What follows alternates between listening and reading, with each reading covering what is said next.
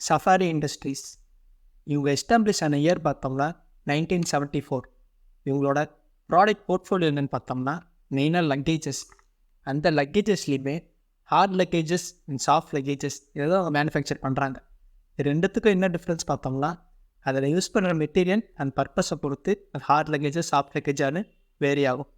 So இவங்களோட பாப்புலரான பிராண்ட்ஸில் என்னென்னு பார்த்தோம்னா சஃபாரி இவங்க own brand, Magnum, Urban Jungle, ஜீனியஸ்னு நிறைய பிராண்ட்ஸ் இவங்க ப்ராடக்ட் போர்ட்ஃபோலியோவில் இன்க்ளூட் பண்ணலாம். அண்ட் இவங்களோட ஹார்ட் லக்கேஜ் மேனுஃபேக்சரிங்கை இவங்க இன்னோஸ் மேனுஃபேக்சரிங் மூலமாக குஜராத்தில் பண்ணுறாங்க. இன்னோஸ் மேனுஃபேக்சரிங் இந்த சென்ஸ் என்னென்னு பார்த்தோம்னா அவங்களோட ஓன் ப்ரொடக்ஷன். அண்ட் சாஃப்ட் லக்கேஜஸ்க்கான மேனுஃபேக்சரிங் அண்ட் மெட்டீரியல் ரெண்டையுமே சைனாவில் இருந்தோம் பங்களாதேஷில் இருந்தோம் இவங்க ரா மெட்டீரியல்ஸை இம்போர்ட் பண்ணிக்கிறாங்க. Raw material sourcing and manufacturing mix என்னன்னு பார்த்தோம்னா இந்தியாவில் 50% ஓன் மேனுஃபேக்சரிங்கும், சைனா அண்ட் பங்களாதேஷ் இந்த அதர் கண்ட்ரீஸில் 34% இவங்க ரா மெட்டீரியல் சோர்ஸ் பண்ணுறாங்க. அண்ட் 17% இந்தியாவுக்குள்ளேருந்து இவங்க சோர்ஸ் பண்ணிக்கிறாங்க. ஸோ லக்கேஜ் இண்டஸ்ட்ரியோட நம்ம ஓவர் வியூ எப்படி இருக்குன்னு பார்த்தோம்னா so total luggage industry size என்னென்னு பார்த்தோம்னா $17.6 பில்லியன் குளோபலி. இது 24லேருந்து 29க்குள்ளே 7.9 கேகரில் க்ரோ ஆகுன்றதை ப்ரொஜெக்ட் பண்ணியிருக்காங்க. லாட்டின் அமெரிக்காவில் பார்த்தோம்னா fastest growing luggage market. Largest market எதுன்னு பார்த்தோம்னா ஏஷியன் பசிபிக் கண்ட்ரீஸ். ஸோ 2022 இந்த ஏஷியன் பசிபிக் கண்ட்ரீஸ்லேருந்து மட்டுமே டூரிசம் பார்த்தோம்னா அவுட்பவுண்ட் 236% இன்க்ரீஸ் ஆகிருக்கு. இன்பவுண்ட் பார்த்தோம்னா 280% இன்க்ரீஸ் ஆகிருக்கு. So tourism luggage industry grow ஆகிறதுக்கான one of the main reasons. அதனால தான் இந்த டேட்டாவை நான் இங்கே கொடுத்தேன். ஸோ லக்கேஜ் இண்டஸ்ட்ரியில் இந்தியாவோட பார்ட் எப்படி இருக்குன்னு பார்த்தோம்னா ஸோ இந்தியாவோட டோட்டல் லக்கேஜ் இண்டஸ்ட்ரி சைஸ் என்னென்னு பார்த்தோம்னா 150 பில்லியன் INR. இது 23 எடுத்த டேட்டா. ஸோ 21லேருந்து 26க்குள்ளே இந்த மார்க்கெட் சைஸ் 15 கேகரில் க்ரோ ஆகுன்றதை எக்ஸ்பெக்ட் பண்ணியிருக்காங்க. ஸோ 26ல் இந்த market size almost reach 210 or 220 billions. Indian மார்க்கெட்டில் இந்த லக்கேஜ் இண்டஸ்ட்ரியில் டாமினண்ட்டாக இருக்க பிளேயர்ஸ் யாருன்னு பார்த்தோம்னா ஒன்று சஃபாரி இண்டஸ்ட்ரீஸ், இன்னொன்று VIP அண்ட் மூணாவது சாம்சனைட். இந்த 3 பிராண்ட்ஸை சேர்ந்து இந்தியாவில் மோர் தென் 70% மார்க்கெட் ஷேரை ஹோல்ட் பண்ணிட்டு வராங்க. ஸோ அடுத்து நம்ம சஃபாரி இண்டஸ்ட்ரீஸோட கீ டிரைவர்ஸ் என்னன்றதை பார்த்துடலாம். ஸோ சஃபாரி இண்டஸ்ட்ரீஸோட மேனுஃபேக்சரிங் மிக்ஸில் ஃபைனான்ஷியல் 18லேருந்து 23க்குள்ளே இருக்க டேட்டாவை நான் கொடுத்துருக்கேன். ஸோ ஃபைனான்ஷியல் இயர் 18ல் ஹார்ட் லக்கேஜஸோட மேனுஃபேக்சரிங் பர்சன்டேஜ் பார்த்தோம்னா 23 தான் இருக்குது. அதே ஃபைனான்ஷியல் இயர் 23ல் பார்த்தோம்னா அது அப்படியே டபுள் ஆகி 54% இன்க்ரீஸ் ஆகிருக்கு. இது இந்தியாவில் இருக்கிற ஹார்ட் லக்கேஜஸ்க்கான டிமாண்டை குறிக்குது. இதை எப்படி சொல்கிறேன்னு பார்த்தோன்னா இந்தியாவில் இந்த சாஃப்ட் அண்ட் ஹார்ட் லக்கேஜஸோட கான்ட்ரிபியூஷன் பார்த்தோம்னா ஃபைனான்ஷியல் இயர் 20ல் ஹார்ட் லக்கேஜஸ் வெறும் 33% தான் இருக்குது. அண்ட் ஃபைனான்ஷியல் இயர் 24ல் எவ்வளோ ப்ரொஜெக்ட் பண்ணியிருக்காங்கன்னு பார்த்தோம்னா 58% இன்க்ரீஸ் ஆகிருக்கு. ஸோ இதுலேருந்தே தெரியும் இந்தியாவில் ஹார்ட் லக்கேஜஸ்க்கு டிமாண்ட் அதிகமாகிட்டே தான் வருது. அதனால தான் சஃபாரி இண்டஸ்ட்ரீஸுமே அவங்களோட மேனுஃபேக்சரிங் போர்ட்ஃபோலியோவில் ஹார்ட் லக்கேஜஸ்க்கான பர்சன்டேஜை இன்க்ரீஸ் பண்ணிட்டே வராங்க. அண்ட் லக்கேஜ் இண்டஸ்ட்ரிக்கு முக்கியமான ஒரு growth என்னன்னு பார்த்தோம்னா ட்ராவலிங் தான். ஸோ இந்தியாவோட அவுட்பவுண்ட் ட்ராவல் 2022 எவ்வளோ இருக்குன்னு பார்த்தோம்னா இங்கேருந்து வெளியே வேறு கண்ட்ரிஸ் போகிறது 13 மில்லியன் ட்ரிப்ஸாக இருக்குது. இது 2040க்குள்ளே 80 மில்லியனுக்கு இன்க்ரீஸ் ஆகுன்றதை ப்ரொஜெக்ட் பண்ணியிருக்காங்க. இது ஆல்மோஸ்ட் 6 times. இதுவுமே லக்கேஜ் இண்டஸ்ட்ரிக்கு அதாவது சஃபாரி இண்டஸ்ட்ரீஸ் மாதிரி ஒரு கம்பெனிக்கு ஒரு க்ரோத்துக்கான விஷயந்தான். அண்ட் ஆம்னி சேனல் ரேட்டிங்னு என்னென்னு பார்த்தோம்னா ஆஃப்லைன் அண்ட் ஆன்லைன் ஸ்டோர்ஸ் இதோட பார்ட் எப்படி லக்கேஜ் இண்டஸ்ட்ரிக்கு கான்ட்ரிபியூட் பண்ணுறது பார்க்கலாம். நம்ம ஆம்னி சேனல் ரேட்டிங்னா ஒரு மெயினான ஒரு 5 விஷயம் இருக்குது. CSD, MBO, EDO, e-commerce, mass distribution. இதெல்லாம் என்னென்னு அடுத்து நம்ம பார்த்துக்கலாம். CSDனா கேன்டீன் ஸ்டோர்ஸ் டிபார்ட்மெண்ட், அதாவது இந்த போலீஸ் கேன்டீன், மிலிட்ரி கேன்டீன்லாம் இருக்குல்ல அந்த இது. அண்ட் MBOஸ்னால் மல்டி பிராண்ட் அவுட்லெட்ஸ், அதாவது வேரியஸ் பிராண்ட்ஸை அவங்க ஒரே ஒரு ஷாப்பில் வச்சுருப்பாங்க. EDOஸ்னால் எக்ஸ்க்ளூசிவ் பிராண்ட் அவுட்லெட்ஸ், அதாவது சஃபாரி இண்டஸ்ட்ரீஸ்னால் அவங்க பேர் மட்டும்தான் இருக்கும் அந்த மாதிரி. அண்ட் மாடர்ன் ட்ரேட்னு என்னென்னு பார்த்தோம்னா மாடர்ன் ட்ரேடும் மாஸ் டிஸ்ட்ரிபியூஷனும் ஒன்று தான். ஹைப்பர் மார்க்கெட், சூப்பர் மார்க்கெட்டில் அவங்க பல்காக அந்த பேக்ஸ் எல்லாம் வாங்கி சேல் பண்ணுவாங்க. ஸோ சஃபாரி இண்டஸ்ட்ரீஸோட இந்த 4 விஷயமே இந்த ஆம்னி சேனல் மிக்ஸ் எப்படி இருக்குன்னு பார்த்தோம்னா ஈக்குவலாக 25%க்கு ஸ்பிட் பண்ணி அந்த விதத்தில் தான் இவங்க சேல் பண்ணிட்டு வராங்க. அண்ட் இவங்க EBOs, அதாவது எக்ஸ்க்ளூசிவ் பிராண்ட் அவுட்லெட்ஸில் அக்ரெசிவாக இன்க்ரீஸ் பண்ணிட்டே வராங்க. வாரத்துக்கு ஒரு கடைன்னு ஃபைனான்ஷியல் 19 24 எவ்வளோ எக்ஸ்பெக்ட் பண்ணுறான்னு பார்த்தோம்னா அப்படியே 3 டைம்ஸ் இன்க்ரீஸ் ஆகுது எக்ஸ்பெக்ட் பண்ணுறாங்க. ஸோ அடுத்து நம்ம சஃபாரி இண்டஸ்ட்ரீஸ் இந்தளவு குரோ ஆனதுக்கு கம்பெனி பண்ண முக்கியமான மேனேஜ்மெண்ட் சேஞ்சஸ் தான் காரணம். ஸோ 2001 சுதீர் ஜாத்தியா சஃபாரி இண்டஸ்ட்ரீஸில் மெஜாரிட்டி ஸ்டேக் அக்வயர் பண்ணி சில முக்கியமான சேஞ்சஸ் எல்லாமே பண்ணார். அதாவது நான் பெர்ஃபார்மிங் ப்ராடக்ட்ஸ் எல்லாமே ரிமூவ் பண்ணிட்டு பெர்ஃபார்மிங் ப்ராடக்ட்ஸை கொண்டு வந்தார். அடுத்தது லக்கேஜஸை மட்டுமே மேனுஃபேக்சர் பண்ணிருந்த சஃபாரி இண்டஸ்ட்ரீஸ் பேக்ஸ், லேப்டாப் பேக்ஸ்னு புது செக்மெண்ட்குள்ளே போனாங்க. சிஎஸ்டி செக்மெண்ட், அப்புறம் இந்த e-commerce, hyper market, super மார்க்கெட்னு mass distribution செக்மெண்ட்குள்ளே போனார். அடுத்ததாக கம்பெனி அட்வர்டைஸ்மெண்ட்டுக்கு நிறைய செலவு பண்ண ஆரம்பித்தாங்க. சின்ன சின்ன பிராண்ட்ஸான ஆக்டிவா, எகோடாட்ஸ், ஜீனியஸ், ஜீனின்னு குழந்தைங்க, ஸ்கூல் குழந்தைங்கலாம் யூஸ் பண்ணுற பேக் பேக் செக்மெண்ட்லேயுமே என்ட்ரானாங்க. இவர் இந்த பண்ண மேனேஜ்மெண்ட் சேஞ்சஸ் மூலமாக தான் கம்பெனி 2012 23 ரெவன்யூவை 20 மடங்கு அதிகமாக்க முடிஞ்சிச்சு. ஸோ ப்ரீ மேனேஜ்மெண்ட்டில் கம்பெனி எப்படி இருந்துச்சுன்னு பார்த்தோம்னா இவங்க 2007 12 1% கூட ரெவன்யூ ஜென்ரேட் பண்ணதே இல்லை. பட் 12 23 31% ரெவன்யூ ஜென்ரேட் பண்ண ஆரம்பித்தாங்க கேகாரில். அண்ட் ஸோ ப்ரீ மேனேஜ்மெண்ட்டில் இவங்க ப்ராடக்ட் போர்ட்ஃபோலியோவில் மெயினாக லக்கேஜஸ் மட்டும்தான் இருந்துச்சு. அதுக்கப்புறம் backpacks, laptop bags, school பேக்ஸ்னு புதுசாக செக்மெண்ட்டை டைவர்சிஃபை பண்ண ஆரம்பித்தாங்க. இவங்க முக்கியமான விஷயம் என்னெல்லாம் இருந்துச்சுன்னு பார்த்தோம்னா சிஎஸ்டி மட்டும் தான் இவங்க ஒன்லி சேனலாக இருந்துச்சு. அடுத்ததாக இவங்க ஆம்னி சேனல் ரீட்டெயிலிங்கே கொண்டதாகிடுச்சு. அதாவது டிமார்ட், ரிலையன்ஸ், சார் இந்த மாதிரி ஹைப்பர் மார்க்கெட்டுக்கு டிஸ்ட்ரிபியூட் பண்ண ஆரம்பித்தாங்க. அட்வர்டைஸ்மெண்ட் ஸ்பெண்டிங்கை 1%லேருந்து 3 to 4% இன்க்ரீஸ் பண்ணார். ஒன்லி 1 பிராண்ட் மட்டும்தான் இவங்கள்ட்ட இருந்துச்சு. அடுத்தது சின்ன சின்ன பிராண்ட்ஸான ஆக்டிவா, எகோனாட்ஸ், ஜீனியஸ், ஜீனின்னு நிறைய பிராண்ட்ஸ் அக்வயர் பண்ண ஆரம்பித்தாங்க. ஜிஎஸ்டி இம்ப்ளிமெண்டேஷன் கம்பெனிக்கு ஒரு பெரிய பாசிட்டிவாகவே இருந்துச்சு. எதுக்குன்னு பார்த்தோம்னா 2017 ஜிஎஸ்டி இம்ப்ளிமெண்ட் பண்ணதுக்கப்புறமா இந்த சின்ன சின்ன அன்ஆர்கனைஸ் பிளேயர்ஸ், பேக் பிளேயர்ஸ் எல்லாமே லாஜிஸ்டிக்ஸாக இருக்கட்டும், வேரியஸ் பில்டிங்ஸ் லேப்னால ரொம்ப அஃபெக்ட் ஆனாங்க. இந்த அன்ஆர்கனைஸ் பிளேயர்ஸ் மட்டும்தான் பேக் பேக் செக்டாரில் 90% மார்க்கெட்டை ஹோல்ட் பண்ணுறாங்க. இதெல்லாம் இந்த மாதிரி சஃபாரி, விஐபி, சாம்சனைட் இந்த மாதிரி இண்டஸ்ட்ரீஸ்க்கு ஈஸியாக என்ட்ராகி அவங்களை அக்வயர் பண்ணி இந்த பேக் பேக் செக்டார்லேயுமே உள்ள நுழைச்சிட்டாங்க. இந்த 2014 23 சஃபாரி இண்டஸ்ட்ரீஸ் அவங்க மார்க்கெட் ஷேரை பார்த்தோம்னா அப்படியே 8.6 23.4% கிட்டத்தட்ட 3 டைம்ஸ் இன்க்ரீஸ் பண்ணியிருக்காங்க.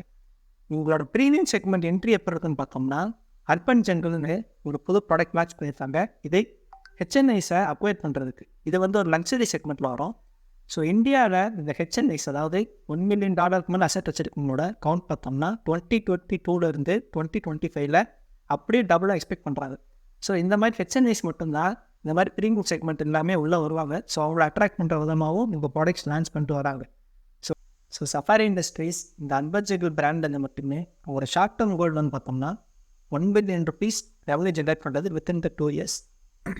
அண்ட் நெக்ஸ்ட் 5 to 10 yearsல அவங்க இந்த அன்பர்ஜபிள் பிராண்டில் மட்டுமே $10 million ரெவன்யூ ஜென்ரேட் பண்ணுறது. ஸோ நெக்ஸ்ட்டு நாம் இவங்களோட பேக் செக்மெண்ட்டான ஜீனியஸ் அண்ட் ஜீனி இதெல்லாம் பார்த்தீங்கன்னா ஸ்கூல் பேக்ஸ் அந்த பிராண்ட் எல்லாமே இதர் கோல்டன் பார்த்தோம்னா $5 billion இந்த ஜீனியஸ் அண்ட் ஜீனி இந்த ஸ்கூல் பேக்ஸ் செக்மெண்ட்லேருந்து ரெவன்யூ ஜென்ரேட் பண்ணுறது. ஸோ இவங்ககிட்ட நிறைய பிராண்ட்ஸ் இருந்தாலுமே சஃபாரி இந்த ஒரு பிராண்ட் மட்டும்தான் ஆல்மோஸ்ட் 90%க்கு மேலே இவங்க ரெவன்யூவாக கான்ட்ரிபியூட் பண்ணுது. இந்த ஜீனியஸ் ப்ளஸ் ஜீனி இது எல்லாமே ஸ்கூல் பேக்ஸ் வர 8% தான் கான்ட்ரிபியூட் பண்ணுது. ஓவர் 8 to 10 years நெக்ஸ்ட் என்னன்னு பார்த்தோம்னா பேக் பேக் சேல்ஸ் வந்து மட்டுமே கம்பெனி $20 billion ரெவன்யூவை ஜென்ரேட் பண்ணுறது உங்கள் கோலாக இருந்துகிட்ருக்கு. அண்ட் கம்பெனியோட கெப்பாசிட்டி இன்க்ரீஸ் எவ்வளோ பண்ணியிருக்காங்க பார்த்தோம்னா ஃபைனான்ஷியல் 20 ஒரு மாதத்துக்கு 0.10 million பேக்ஸை ப்ரொடியூஸ் பண்ணியிருக்காங்க. ஸோ ஃபைனான்ஷியல் 24 எவ்வளோ எக்ஸ்பெக்ட் பண்ணுறாங்க பார்த்தோம்னா அப்படியே 6.5 times இன்க்ரீஸ் ஆகி ஒரு மாதத்துக்கு 65 million பேக்ஸை இவங்க ப்ரொடியூஸ் பண்ணுறது உங்கள் கோலாக இருந்துகிட்ருக்கு. அண்ட் கம்பெனியில் இந்த கிராஃப் நம்ம பார்த்தாலே தெரியும், அட்வர்டைஸ்மெண்ட்டுக்கும் ப்ரொமோஷனுக்கு இவங்க எக்ஸ்பென்ஸை இன்க்ரீஸ் பண்ண இவங்க சேல்ஸ் எத்தனை மில்லியன்ஸ் கூடிட்டுருக்கு அப்படின்னு. அண்ட் கம்பெனியோட க்ரோத் அண்ட் சேல்ஸ் பார்த்தோம்னா இந்த பர்பிள் லைன் இவங்க காம்படிட்டர்ஸோட க்ரோத், இது கிரெயின் பார் இந்த கம்பெனியோட sales. Financial 23 company 1200 crores sales பண்ணியிருக்காங்க. இவங்களோட 71% இவங்க பேர்ஸ் அதிகமாக சேல்ஸ் பண்ணியிருக்காங்க. அப்படியே நம்ம ஃபைனான்ஷியல் 24 and 25 கம்பெனியோட எக்ஸ்பெக்ட் பண்ணுறாங்க பார்த்தோம்னா இவங்க சேல்ஸ் 1500 crores இருக்கும். ப்ளஸ் இவங்க காம்படிட்டர்ஸோட 28% இவங்க அதிகமாக சேல்ஸ் பண்ணுவாங்கன்றதை எக்ஸ்பெக்ட் பண்ணுறாங்க. அண்ட் கம்பெனி இன்னோஸ் மேனுஃபேக்சரிங் பண்ணுறது மூலமாக இவங்களுக்கு நிறைய எக்ஸ்பென்சஸ் வந்து மிச்சமாகும். ஸோ அது மூலமாக உங்கள் கிராஸ் மார்ஜின்ஸுமே இன்க்ரீஸ் ஆகும்.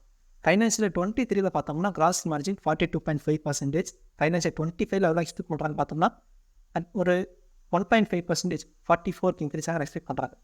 ஸோ கம்பெனி வெளியேற்றி இம்போர்ட் பண்ணுறதுல இந்த சாஃப்ட் லக்கேஜ் மேனுஃபேக்சரிங்க்கு முக்கியமான யூஸ் பண்ணுற raw materials PP and PC. பிபினா பாலிப்ரோபிலீன், பிசினா பாலிகார்பனேட். இது வந்து ஒரு ஸ்கேட்டர் ப்ளைட்னு சொல்லுவாங்க. இதில் இந்த பாலிப்ரோபிலீன் அண்ட் பாலிகார்பனேட் இது ரெண்டுமே பெட்ரோலியமோட ஒரு டெரிவேட்டிவ்.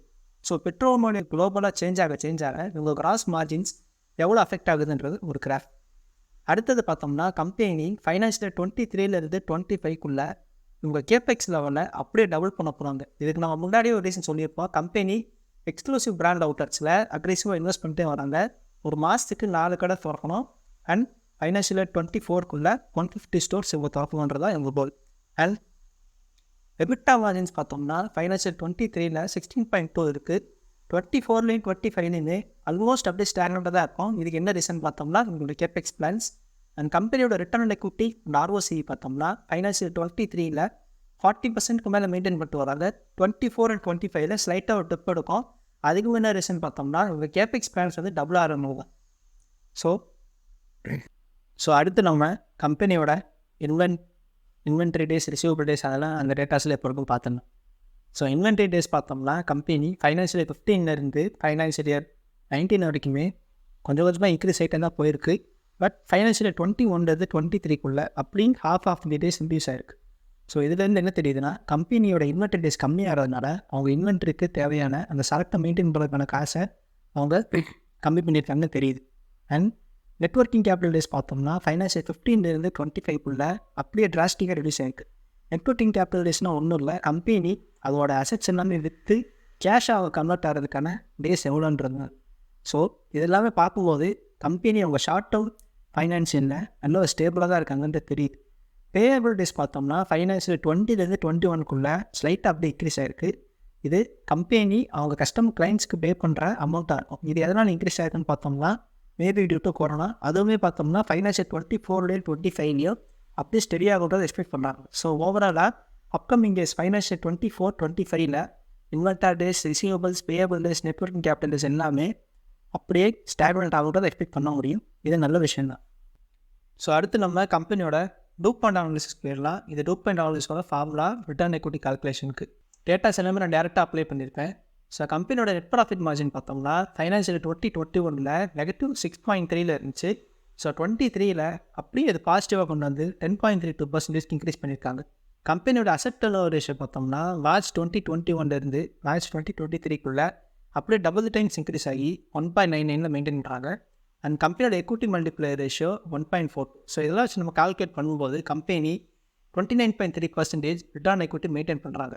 ஃபைனான்ஷியல் 2021ல் -9.9ல் இருந்த ரிட்டர்ன் எக்விட்டியை கம்பெனி மார்ச் 2023ல் ஆல்மோஸ்ட் 30% இன்க்ரீஸ் பண்ணியிருக்காங்க. இது ரொம்பவே ஒரு நல்ல விஷயம். கம்பெனியோட days payable, cash conversion cycle இது எல்லாமே டிராஸ்டிக்காக ரெடியூஸ் ஆகிருக்கு. So company short term financial applications எந்த ப்ராப்ளமுமே கிடையாது. கம்பெனியோட கீ ரிஸ்க் என்னென்னு பார்த்தோம்னா ஃபைனான்ஷியல் 12க்கு முன்னாடி இந்த கம்பெனி ஒரு லாஸ் மேக்கிங் கம்பெனியாக தான் இருந்துச்சு. அதுக்கப்புறம் தான் சுஜித் ஜாத்தியா இதில் மெஜர் ஸ்டேக் அக்வயர் பண்ணி சில மேனேஜ்மெண்ட் சேஞ்சஸ் மூலமாக தான் கம்பெனி நல்ல கொண்டு வந்தார். இது ஒரு ப்ரொஃபஷனலி மேனேஜர் கம்பெனினால யார் வேணால் இந்த கம்பெனியை மெஜர் ஸ்டேக் அக்வயர் பண்ணி ஓன் பண்ணலாம். இந்த கீ எக்ஸ்டென்ட் இவர் போயிட்டாருன்னா திரும்ப அந்த கம்பெனி பழைய நிலைமைக்கு போகிறதுக்கான வாய்ப்பு நிறைய இருக்குது. அண்ட் சஃபாரின்ற ஒரு சிங்கிள் பிராண்ட் மட்டும்தான் தான் இவங்க ரொம்ப ரிலை பண்ணியிருக்காங்க. 90% இவங்க இந்த பிராண்ட் ரிலை பண்ணியிருக்காங்க. பாக்கி 10% தான் இவங்க அக்வயர் பண்ண ஸ்மால் பிராண்ட்ஸ் எல்லாமே. இவங்க சைனாவை தான் ரா மெட்டீரியலுக்கு ரொம்ப டிபெண்ட் பண்ணியிருக்காங்க. இந்த பாலிகார்பனேட், பாலிப்ரோபின் எல்லாமே பெட்ரோலியம் ப்ராடக்ட்ஸ். ஸோ சாஃப்ட் லக்கேஜஸோட ப்ரைஸை 40 to 43% உங்கள் ரா மெட்டீரியலான பிபிபிசி தான் டிட்டர்மின் பண்ணுது. அண்ட் கம்பெனி ஈபிஓட ரொம்ப அக்ரெசிவாக எக்ஸ்பேண்ட் பண்ணிட்டு வராங்க. ஸோ ஈபிஓ டைனாமிக்ஸை நம்ம பார்த்துடலாம். ஆவரேஜாக ஒரு ஸ்டோர் ஓப்பன் பண்ணோம்னா சஃபாரி இண்டஸ்ட்ரியல் ஸ்டோர் ஈபிஓ ஓப்பன் பண்ணோம்னா 20 million கேபிக்ஸ் செலவாகுது. இந்த 20 million கம்பெனிக்கு எபிட்டா மார்ஜின்ஸ் எவ்வளோன்னு பார்த்தோம்னா 25% and return on capital employee 31%. எனக்கு தெரிஞ்ச வரைக்கும் உங்கள் ரெண்ட் எக்ஸ்பென்ஸ் பார்த்தோம்னா 1.90 million இருக்குது. இது எதனாலன்னு பார்த்தோம்னா கம்பெனி நல்ல ஒரு முக்கியமான லொக்கேஷனில் தான் வைப்பாங்கன்னு நினைக்கிறேன். எதுக்குன்னு பார்த்தோம்னா எபிட்டா மார்ஜின்ஸில் 42% ரெண்ட் எக்ஸ்பென்ஸை கவர் பண்ணுறது. இது ஒரு ஹைலி ரெண்ட் ஏரியாவாக தான் இருக்கும். அண்ட் கம்பெனியோட ஆவரேஜ் பேபேக் பீரியட் பார்த்தோம்னா 18 to 24 months. இயர்ஸில் பார்த்தோம்னா 1.5 to 2 years. ஸோ ஆவரேஜாக ஒரு ரீட்டைல் ஸ்டோரை வைக்கிறோம்னா பேபேக் பீரியட் 1 to 3 years இருக்கும். ஸோ இது 1.5 to 2 yearsனால பேபேக் பீரியடுமே உங்களுக்கு கம்மியாக தான் இருக்குது. அடுத்து கம்பெனியோட இன்வென்ட்ரி டர்ன் ஓவர் ரேஷியோ பார்த்தோம்னா மார்ச் 2020 மார்ச் 2023 அப்படியே டபுள் டைம்ஸ் கம்மியாக இருக்குன்னு கூட சொல்லலாம். இது எதனாலன்னு பார்த்தோம்னா கம்பெனி அக்ரெசிவாக இருக்கிற இந்த கேபெக்ஸ் பிளான்ஸ். அண்ட் கரண்ட் ரேஷியோவே பார்த்தோம்னா மார்ச் 2021 2023 அப்படியே ரெடியூஷன். இதெல்லாமே நம்ம பார்த்த அந்த IPO expansion plans and capex level இதெல்லாமே தான் அஃபெக்ட் பண்ணுது. இதெல்லாமே ஒரு ஷார்ட் டேர்ம் ஸ்ட்ரகிள்ஸ் தான். இதை தாண்டி கம்பெனிக்கு ஒரு நல்ல லாங் டேர்ம் விஷன் இருக்குது. ஸோ கடைசியாக நம்ம கம்பெனியோட ஷேர் ஹோல்டிங் பேட்டர்ன் பார்த்துக்கலாம். ஸோ பாஸ்ட் 6 monthஸில் ப்ரொமோட்டர்ஸ் எந்த ஷேர்ஸையுமே டச் பண்ணலை. ரீட்டைல் ஹோல்டிங்ஸ், எஃப்ஐஎஸ், டிஏஎஸ்ன்னு எல்லாமே ஷேர்ஸ் அப்படியே மெயின்டைன் பண்ணிட்டு தான் வராங்க. எந்த ஒரு சேஞ்சஸுமே பெருசாக இல்லை. ஸோ அவ்வளோதான், இந்த வீடியோ முடிஞ்சு. சஃபாரி இண்டஸ்ட்ரீஸை பற்றி நம்ம என்னென்ன பார்க்க முடியுமோ ஃபுல்லாக பார்த்தாச்சு. உங்கள் ஃப்ரெண்ட்ஸ் அண்ட் ஃபேமிலிக்கு இந்த வீடியோ ஷேர் பண்ணுங்கள். வேறு ஏதாவது கம்பெனி வச்சு தெரிஞ்சுக்கினாலும் இந்த வீடியோவில் கமெண்ட் பண்ணுங்கள். உங்களை அடுத்த வீடியோவில் பார்க்குறேன். அது வரைக்கும் டேக் கேர், பை.